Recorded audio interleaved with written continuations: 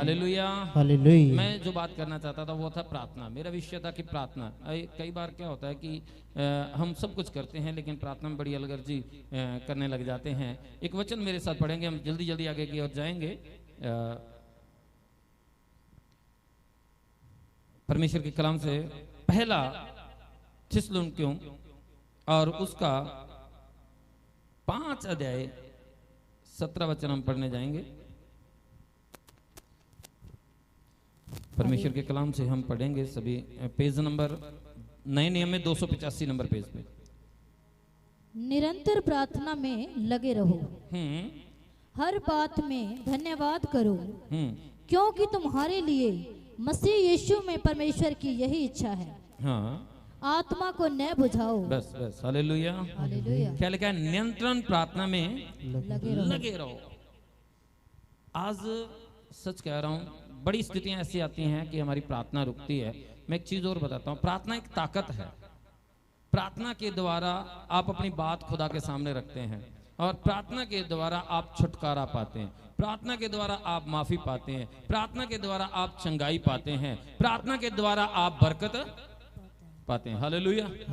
तो उसी चीज को क्यों हम रोकें जिसके द्वारा सब कुछ होना है। बाइबल ये कहती है नियंत्रण, जिसके ऊपर कोई भी नियंत्रण ना कर सके, यानी कि लगातार प्रार्थना करते रहें। सब बोले आमेन। आमेन। लगातार प्रार्थना करें। अब मैं एक चीज बताना चाहता हूं आपको, एक टॉपिक बताना चाहता हूं प्रार्थना के विषय में। जब एक पहलवान होता है ना, जिसको पता है कि मुझे मेरा मैच लगना है किसी से, तो आप मुझे बताइए, पहलवान जो अपनी ताकत बनाता है, जो बादाम वगैरह खुराक खाता है, जिस दिन उसका मैच होता है उस दिन खाता है? लगातार ही खाता रहता, उसे पता क्या पता कब मैच लग जाए और मुझे जीतना है ना। पर उसका उस दिन कोई भी मैच नहीं होता या उसका उस दिन कोई भी फाइट नहीं होती, वो रोज अपनी ताकत बनाता है। बताओ, क्या मान लो आज 15 दिन पड़े हैं एक मैच को, तो वो 15 दिन से ही अपनी ताकत बना रहा है, तो क्या उस दिन उसकी 15 दिन पहले कोई मैच थोड़ा है जिस दिन वो ताकत बना रहा है? लेकिन उसे पता था ये ताकत मेरी आज के 15 दिन बाद काम आएगी। हालेलुया। हालेलुया। अगर आपको सोचे मुसीबत आएगी, उस दिन प्रार्थना करेंगे, तो आप सोचिए अगर उस दिन गिलास दूध का चाहे बाल्टी पी लो, पर वो इतना असर नहीं करेगी जिस दिन मैच होगा। हम मौके पे अभी आग लगा दें, लेकिन पीछे से प्रार्थना नहीं की है तो कभी भी जंग नहीं जीत पाएंगे, कभी भी आप शैतान का सामना नहीं कर पाएंगे। तो एवरी डे आप प्रार्थना में खुदा से बात करें, उस ताकत को रोज मांगें, ताकि जिस दिन हो ना, उस दिन आपको अपनी प्रार्थना पर एक घमंड हो, एक मान हो कि आज मैं लड़ सकता हूं शैतान से, आज शैतान को अपनी जिंदगी से मैं दूर कर सकता हूं। हालेलुया। हालेलुया। मैं सच्चाई कहने वाला हूं। फिर वही है, जब कुछ प्रॉब्लम आई तो भाग के जल तेल की ओर दौड़ना नहीं पड़ता, सीधा ही डांटते हैं शैतान को, फोन की ओर नहीं भागते। हालेलुया।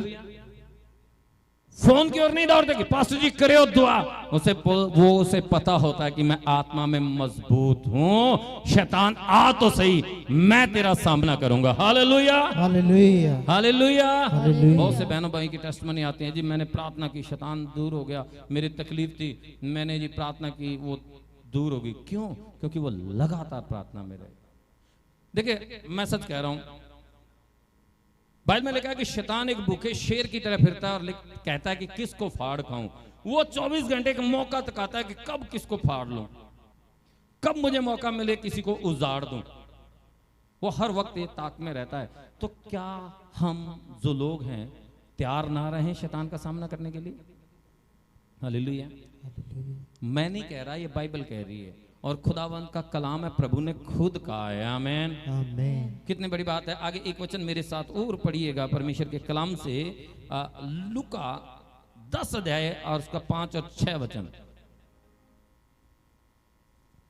खुदा के कलाम से देखिएगा फटाक से।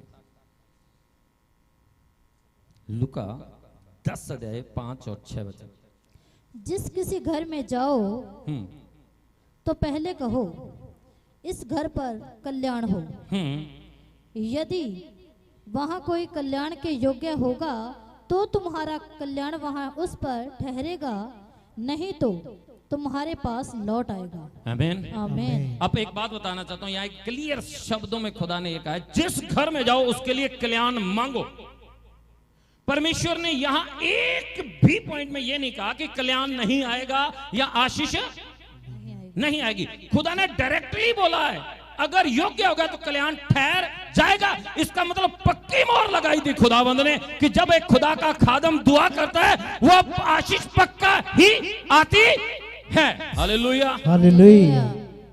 जब दुआ आपके लिए होती है तो वो पक्का आती है। परमेश्वर ने बोला कि वो ठहर जाएगा अगर योग्य हुआ तो। आमीन। आशीष ऐसे ही नहीं मिलती, आशीष लेनी पड़ती है, योग्य बढ़ना पड़ता है। आमीन। आमीन। बड़ी बात है ना, मैं ये कह रहा हूँ योग्य होना पड़ता है। देखिए कहते थे ना, जब कोई भी जॉब आती है तो बच्चे सबसे पहले एक बात पूछते हैं, कोई बोलता वैकेंसी आ गई तो सबसे पहले पता क्या पूछते हैं, योग्यता की मंगी है ना, कितने पास में, बोला बीए की, अब मेरी तो बीए नहीं की, मैं तो फॉर्म ही नहीं भर सकता। तो खुदावंद ने भी कहा है अगर योग्य होगा उसी का ही फॉर्म स्वर्ग में भरा जाएगा, उसी पे ठहरेगा, नहीं तो वापस आ जाएगा। आमीन। आमीन।